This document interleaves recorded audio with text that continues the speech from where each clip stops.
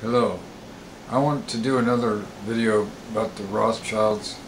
I noticed the last video I made, I was a little too concerned about how long I was taking to record, and I'm not going to worry about that this time, because I also noticed I was kind of hemming and hawing, stuttering and stuff like that, but I don't want to really do all that.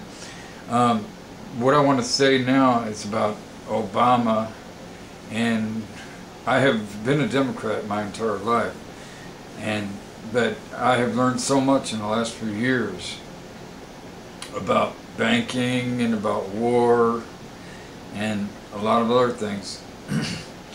And I got an A in U.S. government in college, so I knew some things before. But what it tells me, like with Obama, that he he's using some of these same people, that are Wall Street type people and banking people, to try to get us out of the mess we're in, and some of the same war people, like Gates.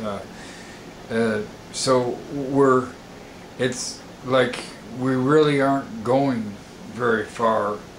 And I mentioned in my last video about the bankers swap and spit with kings and queens, and what I meant by that was, way back in the 1700s, the Rothschilds gained control of both England and France's central bank. That means their whole central bank.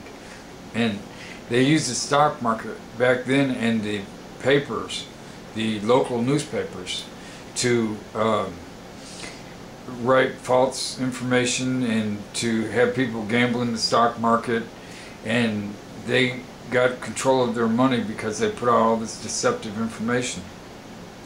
Well, the banks still use the papers, and they use media, they use mass media. AP is owned by the Rothschilds, and before that they owned Reuters. Yes, that's right, the Rothschilds. And I keep mentioning the Rothschilds because people say, well, there's all these other places and all these other people, but the Rothschilds really do have their fingers in every pie you can possibly imagine. They were the ones that financed the Rockefellers and the Morgans, and when J.P. Morgan died, they thought he was a very rich person, and come to find out he was in debt to the Rothschilds. That's what can happen to anybody. Anybody can become in debt to the Rothschilds. That's how the bankers make their money. They don't really make it unless you are in debt, and that is why it's for profit, and it's for profit in the worst sort of way. It's because that's the only way for them to really win, is for everybody else to lose, kind of. And now when I see Obama, and today was talking about, the auto industry, but you see, they really took an awful beating like all the rest of us did because of high energy, and also because the employers aren't raising our wages any. And I guess they're not raising our wages any because they're taking a beating too.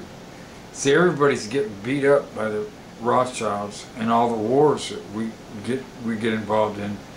And like I was saying in one video, the last video I had, I said that the Queen would say, well, I want protection, and the Rothschilds would say, well, I want a central bank in this country over here. So she gets more and more protection, and he gets more and more central banks, and they've been doing that. So now that there's central banks from the Rothschilds in almost every single country in the world.